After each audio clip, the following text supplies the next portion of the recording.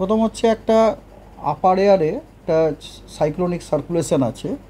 সেই সাইক্লোনিক সার্কুলেশনটি আজকে অবস্থান করছে নর্থ ওয়েস্ট বে অফ বেঙ্গল, মানে উত্তর পশ্চিম বঙ্গোপসাগর এবং তার সংলগ্ন গাঙ্গেয় পশ্চিমবঙ্গ এবং উড়িষ্যা কোস্টের। এবং এই যে আপার এয়ারের যে সাইক্লোনিক সার্কুলেশনটি, এটি সমুদ্রপৃষ্ঠ থেকে 1.5 কিলোমিটার থেকে সমুদ্রপৃষ্ঠ থেকে 5.8 কিলোমিটার এই যে লেয়ারটা, এই লেয়ারটাতে দেখা যাচ্ছে, কিন্তু সারফেসে কিন্তু কিচ্ছু নেই। ঠিক আছে, সারফেসে কিচ্ছু নেই। আর এছাড়া যেটাকে বলে মৌসুমি অক্ষরেখা, মনসুন ট্রাপ পশ্চিমবঙ্গে আমাদের পাস করছে দীঘা দিয়ে পাস করে তারপরে ইস্ট সাউথ ইস্ট ওয়ার্ডস হয়ে নর্থ ইস্ট বে অফ বেঙ্গলে এটা ডুবে গেছে। আর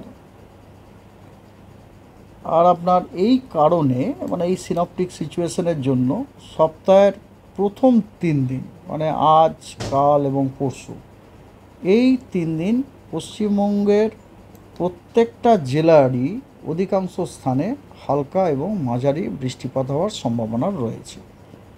এবং সপ্তাহের লাস্ট 3 দিনে আর কি, অর্থাৎ 4, 5, 6, 7, সপ্তাহের প্রথম 3 দিন না, সপ্তাহের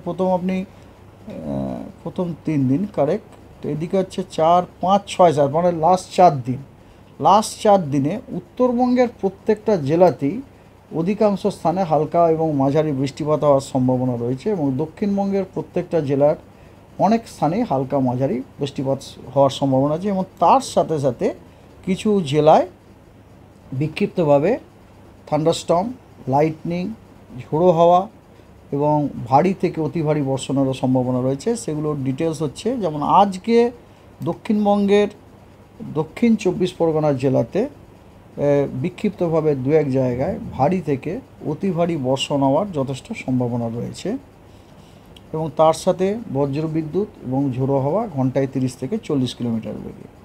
এটা ছাড়া নদিয়া, উত্তর 24 পরগনা, হুগলি, হাওড়া, কলকাতা, পূর্ব মেদিনীপুর, পশ্চিম মেদিনীপুর, বাঁকুড়া, এই জেলাগুলোতেও কিন্তু বিক্ষিপ্তভাবে 2-1 জায়গায় থান্ডারস্টর্ম, লাইটনিং এবং ভারী বৃষ্টিপাত হওয়ার সম্ভাবনা আছে। এবং দক্ষিণবঙ্গের অন্যান্য জেলাগুলোতে বিক্ষিপ্তভাবে বজ্রবিদ্যুৎ এবং ঝোড়ো হাওয়া 30 থেকে 40 কিলোমিটার প্রতি ঘন্টায় থাকার সম্ভাবনা আছে। এবং উত্তরবঙ্গের জলপাইগুড়িতে আর কালিম্পংয়ে 2-1 জায়গায় বিক্ষিপ্তভাবে ভারী বর্ষণের সম্ভাবনা রয়েছে। এবং উত্তরবঙ্গের দার্জিলিং, 2 দিনাজপুর, মালদা এবং জলপাইগুড়ি, কালিম্পং, দার্জিলিং, এই জেলাগুলোতে বিক্ষিপ্তভাবে বজ্রবিদ্যুৎ এবং ঝোড়ো হাওয়া ঘন্টায় 30 থেকে 40 কিলোমিটার থাকার সম্ভাবনা আছে। এই হলো আজকে। আগামীকাল দক্ষিণবঙ্গের সব জেলাগুলোতেই বিক্ষিপ্তভাবে বজ্রবিদ্যুৎ এবং আপনার ঝোড়ো হাওয়া 30 থেকে 40 কিলোমিটার প্রতি ঘন্টায় হওয়ার সম্ভাবনা আছে।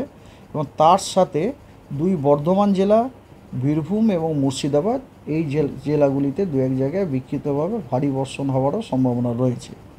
এবং উত্তরবঙ্গের দার্জিলিং, উত্তর দিনাজপুর এবং মালদায় বিক্ষিপ্তভাবে 2-1 জায়গায় ভারী বর্ষণের সম্ভাবনা রয়েছে। আর মালদা, দক্ষিণ দিনাজপুর, উত্তর দিনাজপুর, জলপাইগুড়িতে বিক্ষিপ্তভাবে ঝোড়ো হাওয়া এবং বজ্রবিদ্যুৎ থাকারও সম্ভাবনা রয়েছে। আর দক্ষিণবঙ্গের সব জেলাতেই বিক্ষিপ্তভাবে আপনার বজ্রবিদ্যুৎ এবং ঝোড়ো হাওয়া ঘন্টায় 30 থেকে 40 কিলোমিটার গতিবেগে থাকার সম্ভাবনা আছে। 1 তারিখে উত্তরবঙ্গের আলিপুরদুয়ার এবং কোচবিহার, এই 2টি জেলা বাদ দিয়ে প্রত্যেকটা জেলাতেই কিন্তু 2-1 জায়গায় বিক্ষিপ্তভাবে ভারী বর্ষণ হওয়ার সম্ভাবনা আছে। এবং দক্ষিণবঙ্গের সব জেলাগুলোতে বিক্ষিপ্তভাবে বজ্রবিদ্যুৎ এবং ঝোড়ো হাওয়া থাকার সম্ভাবনা আছে ঘন্টায় 30 থেকে 40 কিলোমিটার। 2 তারিখে উত্তরবঙ্গের দার্জিলিং, কালিম্পং, জলপাইগুড়ি, আলিপুরদুয়ার, এই 4টি জেলাতে কমলা সতর্কবার্তা দেওয়া হয়েছে। এই কারণে এই 4টি জেলাতে 2-1 জায়গায় বিক্ষিপ্তভাবে ভারী থেকে অতি ভারী বর্ষণ হওয়ার সম্ভাবনা যথেষ্ট বেশি। 5 তারিখে উত্তরবঙ্গের একদম উত্তরের যে 5টি জেলা, অর্থাৎ দার্জিলিং, কালিম্পং, জলপাইগুড়ি, আলিপুরদুয়ার, কোচবিহার, এই 5টি জেলাতেই আপনার কমলা সতর্কবার্তা দেওয়া হয়েছে। এই সংখ্যায় যে এই পাঁচটি জেলাতে বিক্ষিপ্তভাবে দু এক জায়গাতে ভারী থেকে অতি ভারী বর্ষণ হওয়ার যথেষ্ট সম্ভাবনা রয়েছে এবং উত্তর দিনাজপুরেও আপনার ভারী বর্ষণ হওয়ার সম্ভাবনা রয়েছে দু এক জায়গায় বিক্ষিপ্তভাবে। 4